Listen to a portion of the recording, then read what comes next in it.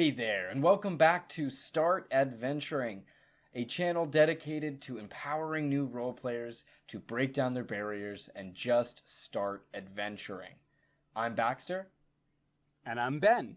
And this is the third week of our Candlekeep Mysteries one-on-one shots campaign, where we are running through the entirety of Candlekeep Mysteries one-on-one, switching back and forth who's playing and who's DMing. This week, I am going to be DMing the third adventure, the Book of the Raven, and Baxter's back to playing.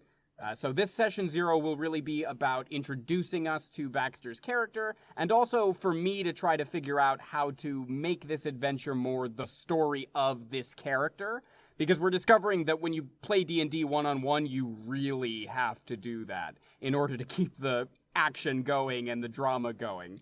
But before we get into that, if you are following along what we're doing here at the channel and you want to support our mission of encouraging accessible, inclusive D&D, please like this video and subscribe to the channel if you haven't. We'd love to have you be a part of the community that we're building here. But without any further ado, let's get into the session 0, Baxter. Why don't you tell us a little bit about your character there? Yeah, so this is Sylvo Brightscale and his dragon familiar, Brightscale. I kind of had the idea that it was like a familial name, a kind of a oneness.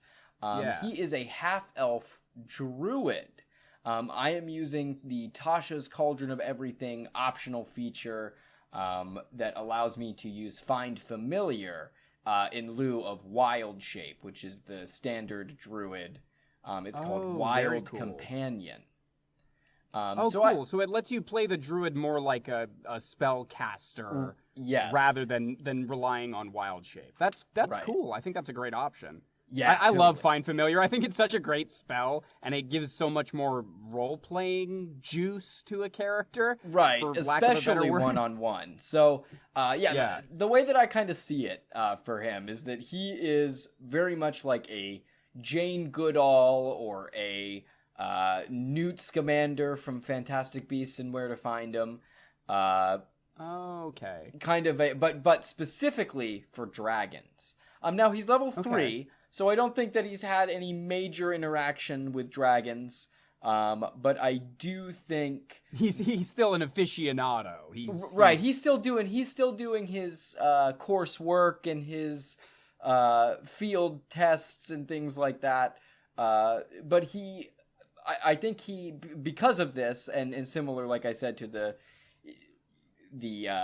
parallel to Newt Scamander, I think he has a little bit of that shyness and a little bit of that awkwardness with people because of it. So, and not quite as debilitating, but more just a meekness and a shyness. Does he not spend a lot of time around people? Does he live in fact, I gave him the background of Outlander, because I had this idea that he did a lot, like I said, of field studies, field work, where he's out trying to live and be one with dragons. So, is that what brings him to Candlekeep, or how do you see him ending up in Candlekeep? Yes, I think that he is in search of anything dragon related in Candlekeep. I think he's even heard rumor of a dragon that might be living at Candlekeep, but that's really all he knows, all he has heard. Right. Yeah, right, because I am not by any means an expert in Forgotten Realms lore or Candlekeep lore, but I know that there is something about a dragon that defends Candlekeep, like the spirit of a dragon that lives underneath of Candlekeep. That's cool. Okay, so he's maybe heard something about something like that, but yeah. I don't know. I don't think that'll have any direct bearing on at least this adventure, but I think it's a cool thing that he's aware of at Candlekeep.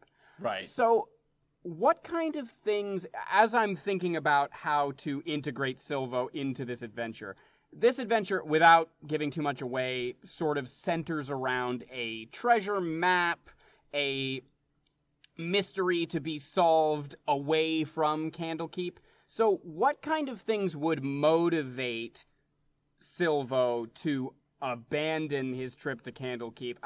Because I want to make sure that that's genuine, because it's kind of fundamental. A better opportunity to see a dragon, or to do something in his field work. Like, I don't think he's not motivated by money. He's not motivated by treasure. He's not really motivated by fame or power. He's not like a standard adventurer in the No. classical D&D sense. He's cool. Not so much, yeah. He's more experience driven. Is that fair to say? Like learning driven? Well, yeah, like I said, he's level 3. He's still doing his studies. He's not quite. I think that it's just that, yeah, he's not really trying to make a lot of money. He's trying to learn everything he can about dragons. Okay. That's interesting.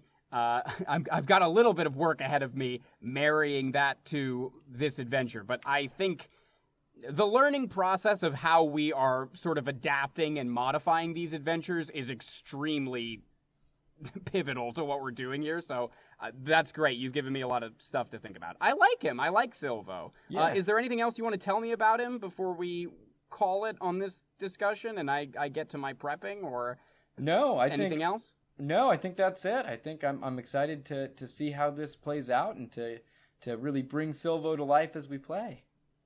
Great. Yeah, I'm always excited to see how the character turns out different when you actually play them, as opposed to what they are on paper or here, in mini form, in ethereal discussion form.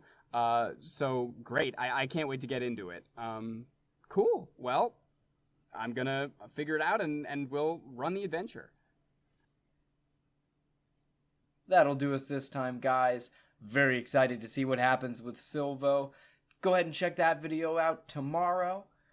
If you guys enjoyed this one, go ahead and give it a like. Give us some comments down below. We want to engage with you guys. And last but not least, subscribe if you haven't already. It's the best way to help us grow, and we really would love to grow and just develop.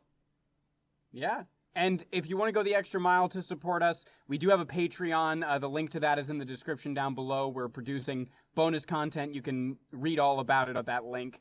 Also, I have started producing some Start Adventuring TikToks. There's a link to that if you're on TikTok, bringing our message of D&D positivity to that platform. So check that out if you want to.